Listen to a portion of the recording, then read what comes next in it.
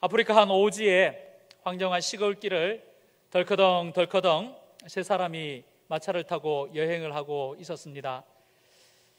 길을 가다가 이상한 양피지 하나가 떨어져 있는 것을 발견을 했습니다. 호기심이 찬 그들은 내려서 그 양피지를 주웠습니다. 첫 번째 사람은 복잡한 화학약품을 다루고 하는 그런 화학자였습니다.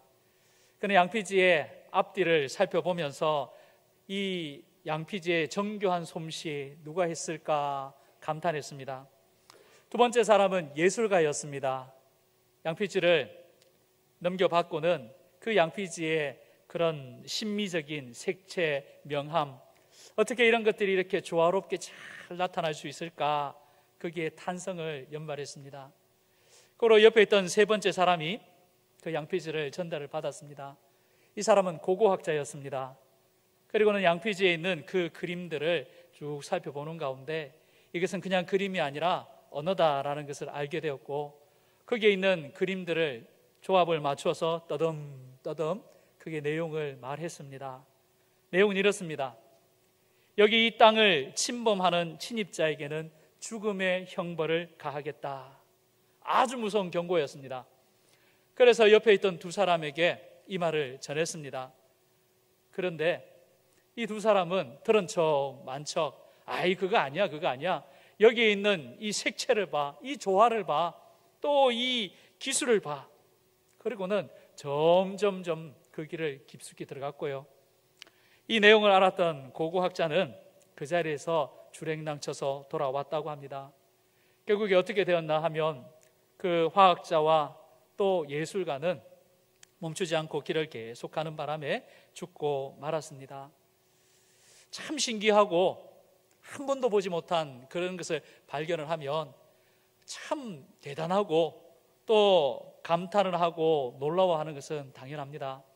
그러나 그 안에 들어있는 중요한 메시지, 그것의 내용을 정확하게 안다면 분명하게 판단을 하고 행동을 옮겼어야 되는데 이 두 사람은 무모하게 계속해서 가다가 그렇게 큰 화를 당했던 것입니다. 이런 일들은 우리 시대에도 많이 일어나는 것 같습니다. 이미 우리에게 계시된 하나님의 말씀을 통하여서 예수님의 십자가가 분명하게 알게 되었고, 또 십자가를 통하여서 우리가 온전한 믿음을 갖고 죄용서함 받고 구원받는 하나님의 백성으로 승리하는 그런 신앙생활 해야 되는데 그렇지 못한 경우가 많습니다. 십자가 말고 좀 다른 특별한 것, 신기한 것, 또 자극적인 것, 호기심이 드는 것, 또 그렇게 너무 간단한 설명 말고 기가 막힐 논리로 앞뒤가 꽉 맞는 그런 것들을 찾는 사람들이 많습니다.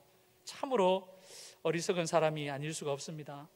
성경 말씀에 분명 복음은 유대인에게는 끓이기는 것이고 또 이방인에게는 미련한 것이지만 우리는 주님의 십자가 복음을 믿고 굳게 붙들고 한 걸음 한 걸음 신앙생활하는 그리스도인인 줄로 믿습니다.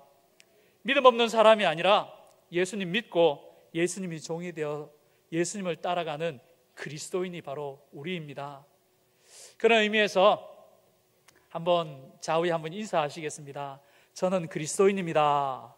저도 그리스도인입니다. 만나서 반갑습니다. 예, 우리 예수님 믿는 사람이 서로 간에 만나서 저 예수님 믿는 사람입니다. 그리스도인입니다. 그러세요. 저도 그리스도인입니다. 만나서 반갑습니다. 그 교제 인사를 나누는 것이 참으로 복된 줄로 믿습니다. 오늘 첫 번째로 어떤 표적보다 예수님을 믿는 믿음을 우리 속에 채워야 한다라는 사실입니다. 38절 초반절에 보면 그때에 라고 나옵니다. 그때가 언젠가 하면 예수님께서 천국 복음을 가르치셨습니다. 또 병든 자를 고치시고 맹인의 눈을 뜨게 해주셨습니다. 또 귀신 들린 자에게서 그 귀신을 쫓아내 주셔서 그 사람을 온전케 해 주셨습니다. 그때 바리새인들이 예수님께 찾아와서 하는 말이 이것은 사람의 능력이 아니라 바알세불 귀신의 왕을 힘입어서 이렇게 한 것이다 라고 억지를 쓰던 그때였습니다. 물론 그때 예수님께서는 성령을 힘입어서 귀신을 내쫓고 또 그것을 통하여 하나님의 나라가 이 땅 가운데 분명하게 이렇게 완성이 되고 성취가 되고 이루어진다는 것을 대답을 하셨지만, 그러나 바리새인들은 믿지 못했습니다. 믿지 못하고 뭐 다른 것이 있는가, 또 아니면 예수님의 이 계속 말을 이어서 말꼬리를 잡기 위해서 오늘 말씀을 보니까 서기관들 중에 바리새인들 몇 사람이 예수님을 또다시 찾아왔던 겁니다. 와서는 선생님 표적을 보여주십시오 라고 질문을 합니다. 진짜로 당신이 메시아라면 그 메시아의 증거, 하나님께서 보내셨다는 그 증거를 보여달라는 겁니다. 참 이상한 말입니다. 이미 예수님께서는 얼마나 많이 보여주신지 모릅니다. 충분히 예수님께서 하나님으로부터 오셨다는 사실을 다 보여주셨는데도 이 사람들은 다시 이렇게 와서는 또 이런 소리를 하는 겁니다. 지금까지 뭐 하다가 또 이렇게 왔는지 모릅니다. 그런데 분명히 성경은 이 사람들을 악하고 음란한 세대의 사람들이다 라고 말씀을 하는 것입니다. 왜냐하면 이 사람들이 온 것은 믿으려고 온 것이 아니라 믿지 않으려고 작심하고 왔기 때문입니다. 이미 현장에서 병고침을 받고 귀신이 쫓겨나고 또 그런 놀라운 표적들을 보았습니다. 또 기록을 보니까 한 사람이 아니라 여러 사람, 또 2명 이상이 그것을 보았습니다. 그렇다면 싫어도 율법의 규정대로 2사람, 2사람이 보고 증언을 하면 인정해야 되는데, 근데 이 사람들은 인정 안 하고 다시 왔던 겁니다. 와서는 한 번 더 보자 하는 것인데요, 이것은 믿지 않으려고 하는 사람들의 심리입니다. 계속해서 미루고 또 한 번 더 하자, 한 번 더 보자, 그렇게 계속 미루는 것입니다. 사람의 마음과 생각을 아시는 우리 예수님께서는 이들에게 39절과 40절의 말씀을 보면 구약 성경을 통해서 표적을 말씀해 주셨습니다. 그 표적은 요나 표적입니다. 요나 표적. 저희가 이제 구약 성경을 통해서 요나가 어떤 선지자고 그가 했던 일들을 잘 아실 겁니다. 하나님께서 동쪽에 있는 아수르 니느웨에 가서 그 하나님의 회개의 메시지를 선포하려고 했는데, 그는 불순종하여 서쪽으로 아예 도망쳐 버렸습니다. 그런데 가는 도중에 큰 풍랑을 만나서 그 바다에 던져지게 되었고, 그 순간 하나님께서 예비하신 큰 물고기가 와서는 그 요나를 한 입에 삼켜버렸습니다.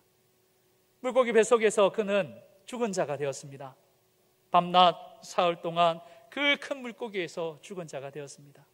그러나 3일 후에 하나님께서 큰 물고기를 이렇게 또 은혜로 그 요나를 육지에 뱉게 해 주셨습니다. 죽었던 그가 다시 살아나게 되었던 겁니다. 그 이후에 요나 선지자가 하나님의 명령을 감당하게 되는데, 예수님께서는 이 요나의 표적을 바리새인과 서기관들 몇 사람들에게 제시를 했던 것입니다. 그 장면을 한번 머릿속에 상상을 해보면 참 재밌는 것 같습니다. 이스라엘 사람이라면, 바리새인과 서기관이라면 요나의 이 이야기를 모를 사람이 아무도 없습니다. 표적을 보여달라 했는데 그냥 요나 선지자의 그 내용을 예수님께서 딱 드러내시니 예수님 앞에 섰던 이 사람들이 참 어리둥절했을 것입니다. 그러나 이 요나의 표적은 앞으로 일어날 일에 대한 모형입니다. 그러면 앞으로 일어날 그 일은 무엇인가? 그 말씀에 있는 인자도 밤낮 사흘 동안 땅속에 있으리라. 인자도 밤낮 사흘 동안 땅속에 있으리라. 이 말씀대로 때가 되었을 때에 예수님께서 예루살렘에서 대제사장과 서기관들의 손에 잡혀 로마의 군인의 손에 넘겨지게 되었고, 채찍질 맞고 십자가에 못 박혀 죽었습니다. 그리고 그날 급하게 아리마대 요셉의 무덤에 장사가 되었습니다. 하지만 예수님께서는 약속하신 대로 하루 이틀 사흘 만에 부활하셨습니다. 아멘. 바로 이것을 우리 예수님께서는 표적으로 보여주셨던 것입니다.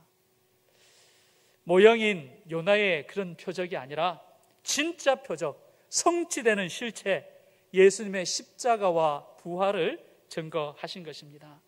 따라서 이 땅을 살아가는 모든 우리 예수님을 믿는 그리스도인들이 꼭 붙들고 또 잡아야 될 이 표적이 있다면 바로 예수님의 십자가와 부활인 줄로 믿습니다. 우리가 다른 것에 우리의 눈과 귀를 줄 것이 아니라 우리 예수님께서 완전하게 드러내어 주신 예수님의 십자가와 부활, 이것을 우리의 마음속에 더 크게 강하게 믿는 믿음, 우리가 간직해야 되는 줄로 믿습니다. 만약 이것을 믿지 않는다면 이 믿지 않는 것 때문에 심판을 받을 것입니다. 심판 때에 심판주가 되신 우리 예수님께서 믿지 않는 자들을 불과 유황으로 타는 못에 던지신다라고 요한계시록에 분명하게 경고하고 계십니다. 그런데 그 옆에 누가 있는가? 눈이 벌건 엄격한 검사들이 있다고 합니다. 41절과 42절의 말씀을 보면 심판 때에 니느웨 사람들이 일어나 이 세대 사람을 정죄하리니, 42절입니다. 심판 때에 남방 여왕이 일어나 이 세대 사람을 정죄하리니, 심판 때에 그 옆에 니느웨 사람들이 검사가 되고 또 남방 여왕이 검사가 되어서 왜 믿지 않았냐고, 왜 듣지 않았냐고 우리를 고소한다라는 것입니다. 심판주 옆에 있던 회개한 니느웨 사람들이 외칩니다. 요나 선지자가 니느웨에 와서 외쳤던 그 몇 마디, 40일이 지나면 이 성이 무너지리라, 우리는 그 소리 듣고 회개하고 엎드렸는데 당신들은 요나보다 더 크신 하나님의 아들이신 예수님의 이 말씀을 듣고도 왜 믿지 못하였는가? 또 남방의 여왕입니다. 남방의 스바 여왕이 솔로몬의 그 지혜를 듣기 위해서 많은 보물들을 챙겨서 먼 이스라엘까지 올라왔습니다. 근데 그 스바 여왕이 심판대 옆에서 엄격한 검사가 된다 하십니다. 나는 인생이었던 솔로몬의 그 지혜를 듣기 위해서 그렇게 애를 쓰고 와서 듣고 있는데 너희들은 창조주이신 예수님의 그 말씀을 듣고도 왜 믿지 못하고 깨닫지 못하고 그렇게 나가지 못하는가? 무시무시한 이 검사들의 소리, 참 듣기만 해도 등골이 오싹합니다. 고린도전서 1장의 말씀에 유대인은 표적을 구하고 헬라인은 지혜를 찾으나 우리는 십자가에 못 박힌 그리스도를 전하니 유대인에게는 꺼리끼는 것이요 이방인에게는 미련한 것이로되 오직 부르심을 받은 자들에게는 유대인이나 헬라인이나 그리스도는 하나님의 능력이요 하나님의 지혜니라. 아멘. 십자가에 못 박혀 죽으시고 다시 부활하신 우리 주 예수, 우리 주님께서 바로 우리의 가장 귀한 분이시고 또 주님을 믿는 믿음이 우리 속에 가득 차야 되는 줄로 믿습니다. 오늘 크게 두 번째는 예수님을 올바로 믿고 올바른 신앙생활을 하려면 우리의 마음속에 성령으로 채워야 한다라는 사실입니다.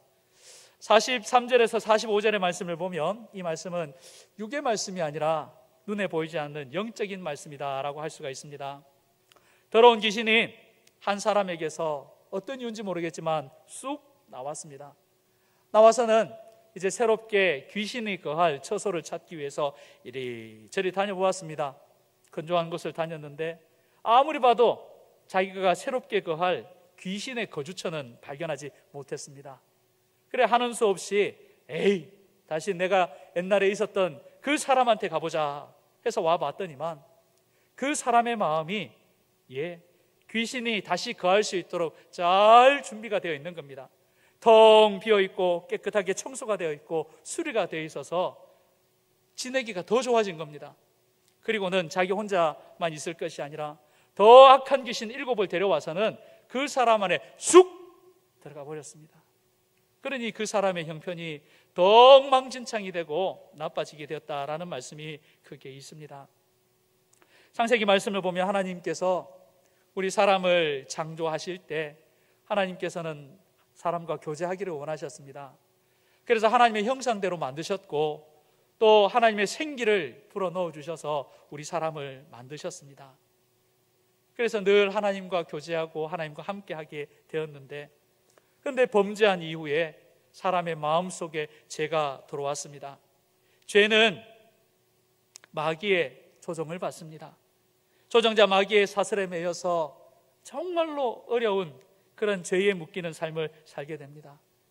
최악의 경우에는 마귀가 쑥 들어와서 마귀의 조정을 받으면서 마치 미친 사람처럼 살게 되어지는 겁니다. 그런데 예수님께서 그 사람의 마음에 죄를 용서해 주셨습니다. 또 마귀를 다 내어 쫓아 주셨습니다. 자유를 주셨고 더 이상 참소당하지 않게 해 주셨습니다. 그러나 바로 이때에 이 사람은 그 마음을 그냥 두면 안 됩니다.